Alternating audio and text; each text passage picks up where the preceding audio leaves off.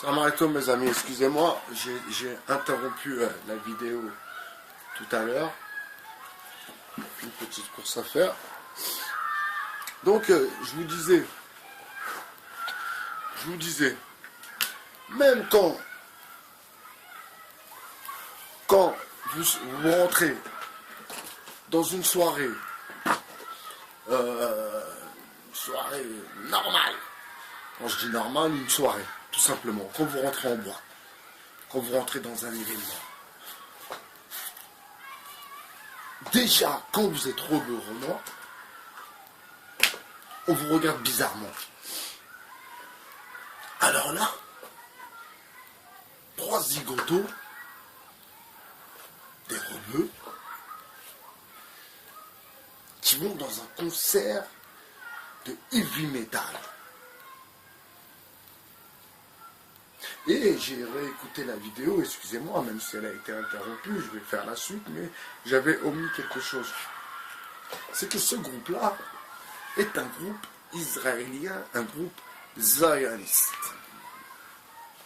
Alors, quand même, comme dit El Blancos, quand même,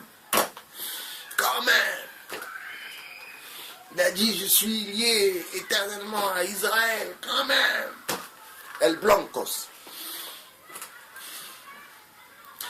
Alors vous pensez que ces 3 zigotos seraient rentrés tranquilles, les videurs? Je connais l'histoire, je sais comment ça se passe. Certains de mes potes sont videurs. Donc je sais comment ça se passe. Ils seront rentrés avec des kalachnikovs à l'intérieur du Bataclan. Et je crois que dans l'histoire, aucune personne du groupe a été tuée. Ça aussi, c'est quand même bizarre. Parce que si ils étaient venus pour apparemment découdre avec les zionistes, ils auraient dézingué en premier ceux qui portent le message, qui vont dans le monde entier, qui font des représentations, qui sont connus. C'est un groupe qui est connu. Donc, il y a anguille sous roche. Il y a anguille sous roche. Il y a un problème. Donc, ils seraient rentrés, les 3 zigotos,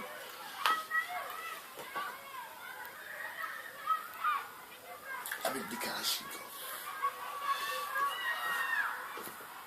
Alors que, te parle, toujours,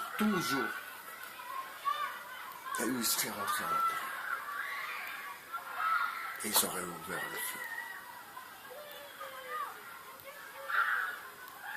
Alors je vais reprendre une petite histoire aussi du talisman. Alors le talisman, Gare du Nord, imaginez-vous, Gare du Nord, talisman, il monte dans le talis, il attend que le talis s'y part, il sort un pistolet mitrailleur, mais il n'a pas eu le temps de s'en servir. Hop, des Américains, ils lui sautent dessus, ils le plaquent au sol.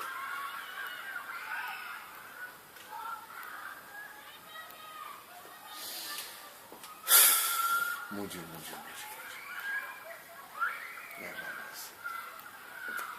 C'était la partie 2. Allez, ciao, passez une bonne journée. Ciao.